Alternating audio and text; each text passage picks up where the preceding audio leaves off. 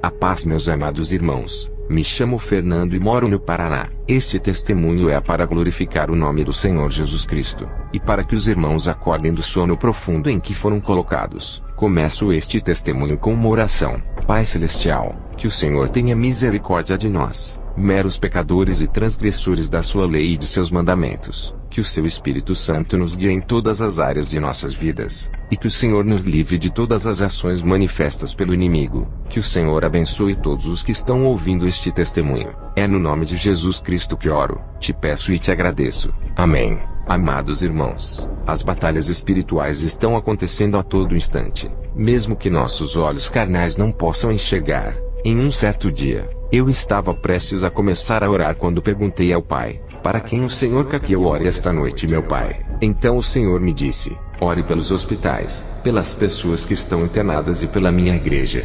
Isso aconteceu por 2 noites seguidas. Na terceira noite, o Espírito Santo me deu a visão de uma mão com uma luva de médico. Eu não entendi para quem era para eu começar a interceder. Então Deus me deu uma nova visão. Era uma sala de cirurgia. Os médicos estavam prestes a começar a operação. Entendi que era para interceder por todas aquelas pessoas, médicos, enfermeiros e pelo paciente que estava para ser operado. Quando terminei de orar, o Senhor me mostrou outra pessoa por quem eu devia orar naquele momento. Eu vi um senhor de idade sentado numa cadeira com uma máscara de oxigênio. Em pé estava uma moça que o acompanhava.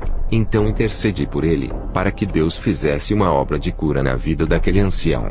Na noite seguinte, fiz a mesma pergunta ao Pai: por quem devo orar nessa noite, Senhor? Então o Senhor me mostrou um corredor de hospital e um ser muito peludo, negro e com as pernas finas andando neste corredor. O Espírito Santo me disse: este é o espírito da morte, repreenda-o no nome de Jesus. Então orei ao Senhor para que repreendesse aquele espírito maligno. O Altíssimo me mostrou aquele espírito maligno sendo acorrentado por correntes de fogo. Abriu-se um buraco no chão aonde esse espírito estava, e ele caiu dentro daquele buraco que estava em chamas. O inimigo estava muito furioso comigo. Então ele enviou um exército contra a minha vida. No momento que eu estava orando, o Espírito Santo me mostrou esse exército chegando e me disse: repreenda este exército. Quando comecei a orar, eles estavam chegando muito próximos da minha casa. Foi quando eu vi do céu descer 10 anjos com espadas de fogo desembainhadas. Vi quando correntes foram passadas em volta daqueles demônios e quando eles foram puxados para o abismo. É muito sério o que está acontecendo, meus irmãos. As potestades e principados do inferno estão fazendo de tudo o mais depressa possível, pois é chegado o dia do Senhor. A cada degrau no mundo espiritual que subo, um demônio vem para batalhar. Na primeira vez que isso aconteceu, eu disse ao Senhor: Pai Celestial, qual a brecha em minha vida que está dando legalidade aos demônios? O Senhor me respondeu: é permitido que eles ataquem para que você seja fortalecido para as batalhas e não tenha medo. Cada vez que subo um degrau na escada espiritual, um demônio mais forte vem me atacar. Eu costumo orar em meu quarto, porém, em uma certa noite de oração, o Espírito Santo me disse: vá orar na sala.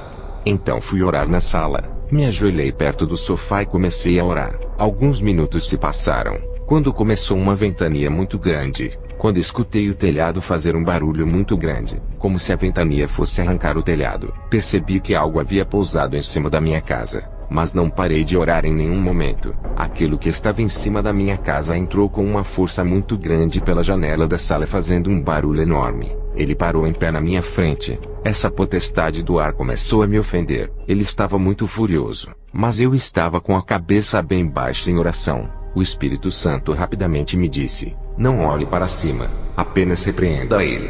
Então ele desapareceu dali. 2 dias depois dessa guerra espiritual contra essa potestade do ar, alguns demônios menores tentaram me atacar pela madrugada. Como o Espírito Santo me deu o dom para ver esses demônios, eu comecei a ver a forma real deles. Um desses demônios era como um ser em decomposição. Metade do rosto dele tinha tumores enormes. Algo muito fedido, irmãos. O cheiro dele é como de um animal em decomposição. O Espírito Santo me disse: esse é o demônio carniceiro. Esses demônios frequentam cemitérios e possuem pessoas para comerem cadáveres. Entendi que essa classe de demônios estava também junto com as legiões dos endemoniados gadarenos. Em outra noite de oração, irmãos, o Espírito Santo do Senhor me disse: agora te dou o dom para expulsar os demônios.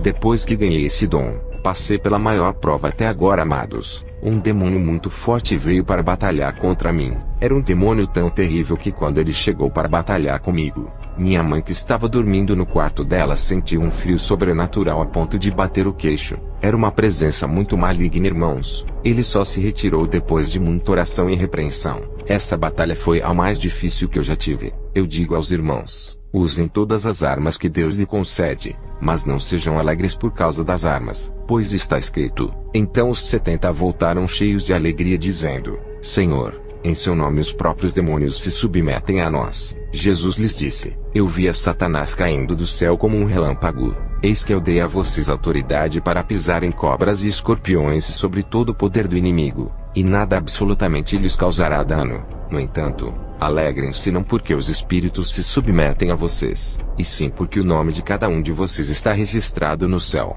Lucas 10, 17 a 20. Eu devo dizer aos irmãos ouvintes, perseverem na fé, creiam em Deus Pai e também no Senhor Jesus. Aceitem as correções do Espírito Santo, porque estamos no fim dos dias. Quando eu me dirigia para a igreja a fim de orar, no meio do caminho o Espírito Santo me disse: o tempo está se findando.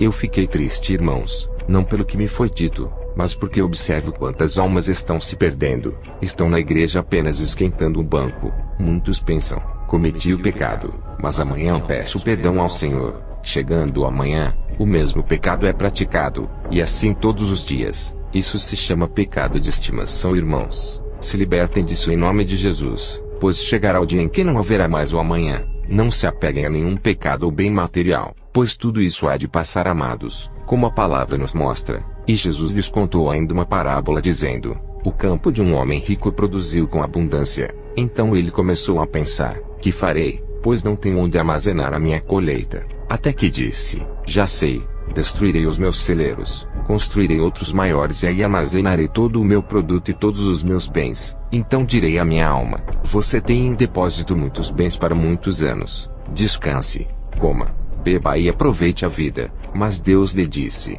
louco, esta noite lhe pedirão a sua alma. E o que você tem preparado, para quem será? Assim é o que ajunta tesouros para si mesmo, mas não é rico para com Deus. Lucas 12, 16 a 21. Imaginem um fio de barbante branco puro com tamanho infinito. Porém, só a pontinha do fio é azul. A nossa vida terrena é o início azul. O restante de branco puro é a vida eterna. Vocês trocariam toda a extensão do fio em branco puro, para viverem conforme querem a pequena parte em azul? É uma escolha séria, meus irmãos. Pois onde você passará a eternidade? Em paz ao lado do Senhor ou queimando eternamente no lago de fogo? Pois está escrito. Então Jesus disse aos seus discípulos: se alguém quer vir após mim, negue a si mesmo, tome a sua cruz e siga-me. Pois quem quiser salvar a sua vida perderá, e quem perder a vida por minha causa, esse a achará. De que adiantará uma pessoa ganhar o mundo inteiro e perder a sua alma? Ou que dará uma pessoa em troca de sua alma? Porque o Filho do Homem há de vir na glória de seu Pai com os seus anjos, e então retribuirá a cada um conforme as suas obras. Mateus 16, 24 a 27.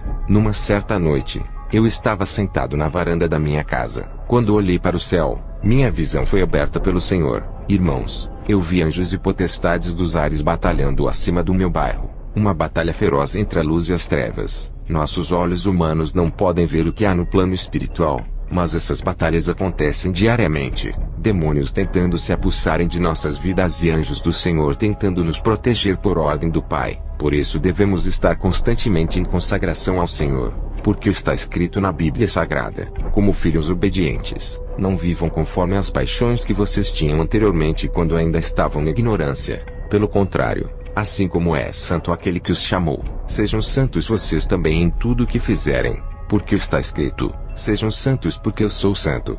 1 Pedro 1, 14 a 16. E também está assim: procurem viver em paz com todos e busquem a santificação, sem a qual ninguém verá o Senhor. Cuidem para que ninguém fique afastado da graça de Deus, e que nenhuma raiz de amargura brotando cause perturbação, e por meio dela muitos sejam contaminados. E cuidem para que não haja nenhum impuro ou profano como foi Esaú, o qual por um prato de comida, vendeu o seu direito de primogenitura. Hebreus 12, 14 a 16. Não troquem, irmãos, as promessas que Deus nos fez por intermédio de seu Filho amado, porque tudo o que esse mundo nos oferece quebra, enferruja ou apodrece, Mas aquilo que o Senhor nos oferece ladrão nenhum rouba, e ferrugem nenhuma consome. O Espírito Santo me deu alguns ensinamentos que eu repassarei aos irmãos. Eu gostava muito de usar shorts, irmãos. Mesmo quando saía de casa, eu ia de shorts. Quando minha vida começou a ser transformada por Deus, muitos demônios me atacavam, e eu caía nos laços. Eu já havia parado de ouvir as bandas de metal pesado que eu ouvia.